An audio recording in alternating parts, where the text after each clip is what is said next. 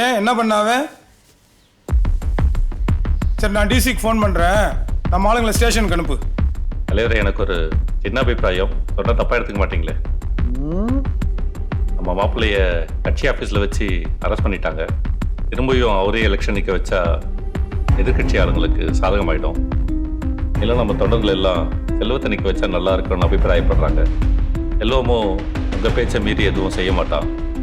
அதனால நீங்களும் கொஞ்சம் யோசிக்க தலைவரே.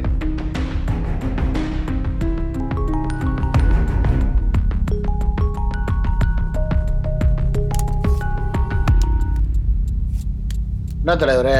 என்னையா உன் மச்சினை ஏதோ தகராறு பண்ணி போலீஸ் ஸ்டேஷன்லேருந்து கேஸ்ன்னு ஃபோன் பண்ணுறாங்க. தலைவரே அது ஒன்றும் பிரச்சனை இல்லை தலைவரே, அதை நான் பேசி முடிச்சிட்டேன். யோ எலெக்ஷன் டைம்யா, கட்சி கெட்ட பேர் யாருமையா? இந்த நேரத்தில் கட்சி ஆஃபீஸில் போலீஸ் வந்து எதிர்கட்சிக்காரன் பேசுறதுக்கா? சீட்டை மாற்றி வேற ஆளு குடியா? நம்ம செல்வம் இருக்கான் பாரு, அவனு குடியா? இல்லை தலைவரே, அது வந்து சொன்னது செய்யா போயா. சரி தலைவரே, பண்ணிடலாம் தலைவரே, ஒன்றும் பிரச்சனை இல்லை. நீ சொல்றது சரிதாயா, செல்வத்தை அறிவிச்சிருவோம். ரொம்ப நல்லது தலைவரே.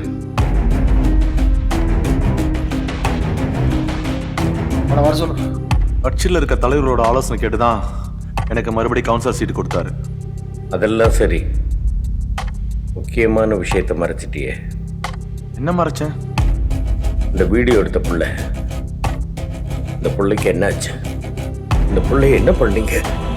இது வந்து அது சொல்றியா இல்ல விரல வெட்டவா? சொல்லிடு சார், சொல்லிடு சார், சொல்லு. சொல்லிடு.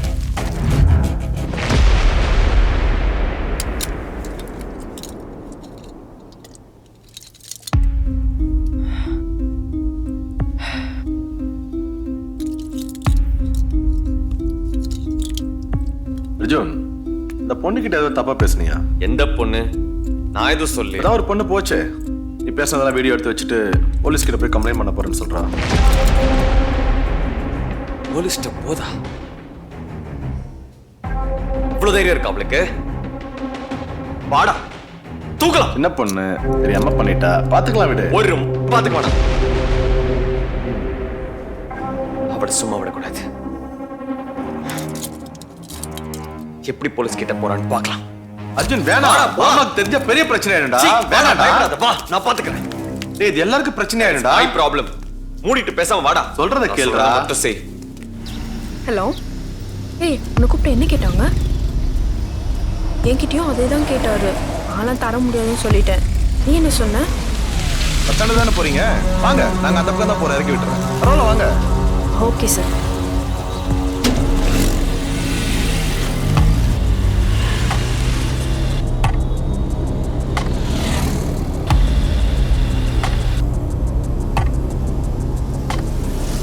எல்லாம் படிக்கிற பொண்ணா இருக்க, தம்பி உன் நல்லதுக்காக சொன்னதை போய் ஏமா வீடியோ எடுத்த? பின்ன என்ன சார், அவர் 10 லட்ச ரூபா கேக்குறாரு. 10 லட்சம் கிட்ட கேட்டாங்களா? உன்னால முடியலன்னு சொல்லிட்டு போ. இதெல்லாம் போய் போலீஸ்ல கம்ப்ளைண்ட் பண்ணுவோன்னு வெளியே சொல்லாதம்மா. நாளைக்கு நம்ம கோச்சிங் சென்டர் பேர் தான் கெட்டு போகும். என்கிட்ட வீடியோ எவிடன்ஸ் இருக்கு, நான் கம்ப்ளைண்ட் பண்ணுவேன். போலீஸ் ஐத்தியமானி. ஏய் பாப்பா எழுந்துருமா, ஒண்ணு இல்ல. ஏய் அஜு என்ன அப்படி பண்ணிட்டா? மண்டையில சரியான அடிடா. அப்படிதான் பண்ணுவேன். ரத்தம் வர வருதுடா. ஏய் சீக்கிரம் போட ஹாஸ்பிடலுக்கு. போலீஸ்ட போறாவ. ஏய் ரத்தம் நிறைய வருதுடா, சீக்கிரம் போட ஹாஸ்பிடலுக்கு. எழுந்துருமா, ரத்தம் வருதா? நான் இருக்கம்மா. ஏய் அஜு நேரா பார்த்து ஓடுறா வண்டியா.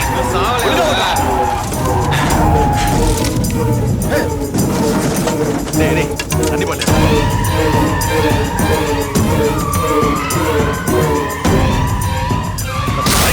தைரியம் இருந்தா என்னையே மாட்டி விடுவேன்னு சொல்லுவா அவன். டயர் வெடிச்சிட்டா. அடி நிறுத்தா. அந்த பொண்ணு உயிர் துடிச்சிட்டு இருக்காடா.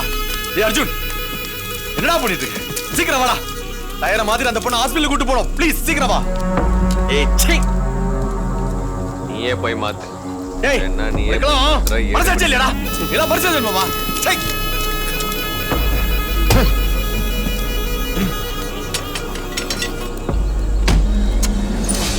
நான் வேணா அந்த பொண்ணை பாத்துக்கிறேன். உயிருக்கு போராடி இருந்த பொண்ணு கற்பழிச்ச கொண்டா சார் அந்த படுபாவி.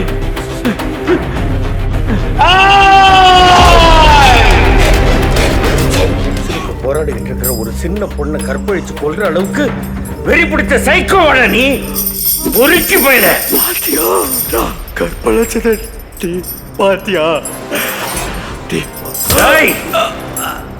உங்க பதவி ஆசைக்கும் பண வெறிக்கும் இன்னும் எத்தனை பேரடா பலி கொடுக்க போறீங்க? ஒரு படிக்கிற பொண்ணை கொன்னு புதைச்சிட்டு அவளோட சின்ன சின்ன ஆசைகளையும் அவளோட சேர்த்து புதைச்சிட்டீங்கடா. உயிருக்கு போராடிட்டு இருக்கிற ஒரு பொண்ணை கற்பழிச்சு கொலை பண்ற அளவுக்கு மனசாட்சி இல்லாதவனோ, வெறி பிடிச்சு பதவிக்காக ஆசைப்பட்டு அலையிறவனோ இல்லைனா எனக்கு தெரிஞ்சதெல்லாம் பிசினஸ் மட்டும்தான். அரசியல்னா என்னன்னு கூட எனக்கு தெரியாது. சின்ன வயசுல இருந்து சொகுசாவே வாழ்ந்துட்டேன். சராசரி மனுஷங்களோட அடிப்படை தேவை என்னன்னு கூட எனக்கு தெரியாது. எங்க அக்காவோட பிடிவாதத்துல மட்டும்தான் எனக்கு கவுன்சிலர் சீட் கொடுத்தாங்க. ஆனா எங்க மாமா கூடயே இருக்கிற செல்வத்தோட பேராசனால கொலகார பட்டத்தோட நான் உட்கார்ந்திருக்கேன். பேராசையா? அத நீ சொல்றியா?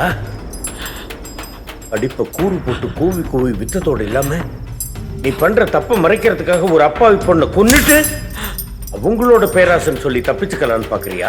டேய், உங்களை மாதிரி பணக்கார பசங்களுக்கு இதான்டா வேலை. பண்ற தப்பெல்லாம் பண்ணிட்டு பழைய தூக்கி உங்களுக்கு கீழே இருக்கிறவங்க எல்லாம் போட்டு நீங்க சட்டத்துல இருந்து தப்பிச்சு சுதந்திரமா சுத்திக்கிட்டு இருப்பீங்க. ஆனா எங்களை மாதிரி ஏழைப்பாளைகளுக்கு பாவப்பட்ட பொண்ணுங்களுக்கு தாண்டா இந்த நாட்டுல உண்மையான சுதந்திரம் கிடைக்கல. அடி தாங்க முடியாம நீ பண்ண எல்லாத்தையும் செல்வம் சொல்லிட்டான். அவன் போய் சொல்றான்.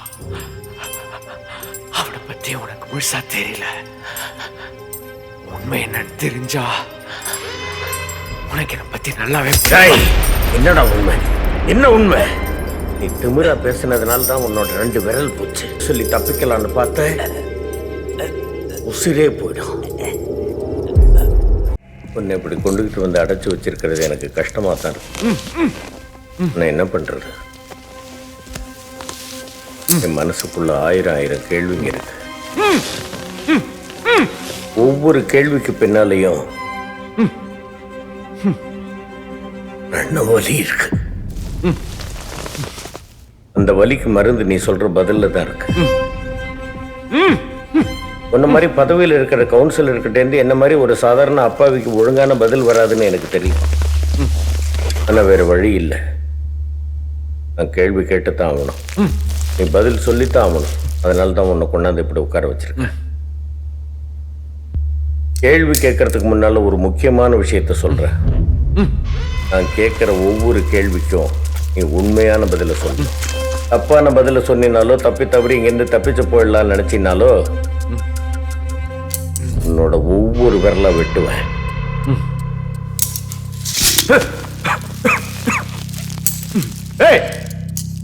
நான் கவுன்சிலரா? என்ன வேண்டியா? என் ஆளுங்க ஊரை சுத்தி இருக்காங்க. உங்க 2 பேரை கொல்லாம விட மாட்டாங்க. எதுக்கு அடிக்கிற? ஏன்டா அடிக்கிற? ஏன் அடிக்கிற?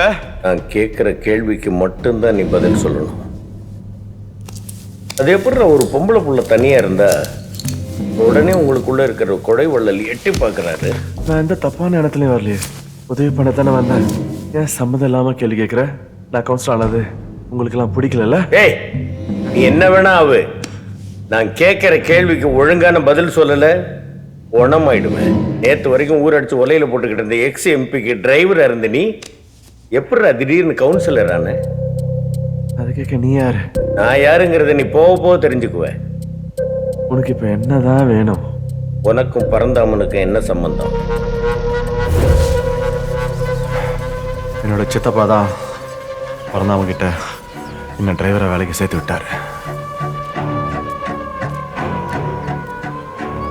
என்னோட விசுவாசத்தை பார்த்து என் மேல நம்பிக்கை வச்சு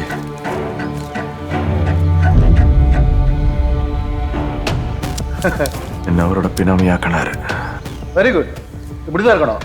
கவுன்சிலராக இருந்தவர் மாவட்ட செயலாளர், எம்எல்ஏ, மினிஸ்டர்னு கொஞ்சம் வயசுலேயே நிறைய பொறுப்புகளை வந்து படிப்படியாக கட்சியில் வளர்ந்து எம்பி ஆனார். அவர் மனைவி வந்த ராசி தான் அவருக்கு எல்லாம் கிடைச்சதுன்னு நம்பினாரு. அவர் மனைவி தலைக்கு மேல தூக்கி வச்சு கொண்டாடினாரு.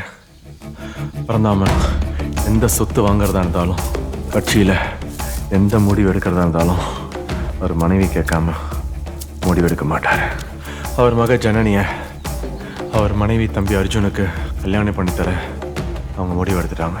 அவர் மனைவி சொன்னா அவர் மறுப்பே சொல்ல மாட்டார்.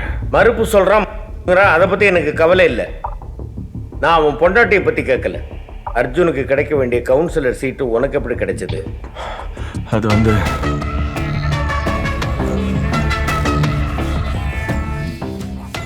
வார்டு எலெக்ஷன் வந்தது.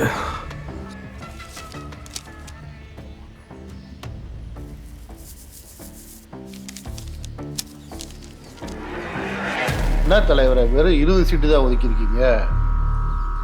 முதல்ல அந்த 20 சீட்டை ஜெயிச்சு காட்டு. தொகுதி காசு கொடுத்தா வீட்டுக்கு ஒதுக்குற. ஏற்கனவே 3 பேரோட டெபாசிட்டே காலி பண்ணியிருக்கேன். அப்படிலாம் இல்லை தலைவரே, எல்லாட்டையும் காசு வாங்குறாங்க. யார் அதிகமாக கொடுக்குறாங்களோ அதில் போட்டு விட்றாங்கல்ல. இன்னும் என்ன பண்ண சொல்கிறீங்க? சும்மா காரணம்லாம் சொல்லாத பிறந்தாம்மா. முதல்ல ஜெயிச்சு காட்டு. அதுக்கு ஏற்கனவே உன் பதவியே காலியாக வேண்டியது. ஏதோ நம்ம ஜாதிக்கான்றனால உன் பதவியை நான் காப்பாற்றி வச்சிருக்கேன். அதுக்காக 20 சீட்டு ரொம்ப கம்மி தலைவரே. நீ இந்த 20 சீட்டை ஜெயிச்சிட்டு வா, நீ சொல்ற ஆளுக்கே மேயர் பதவி தர்றேன். சரி தலைவரே, வரேன் தலைவரே.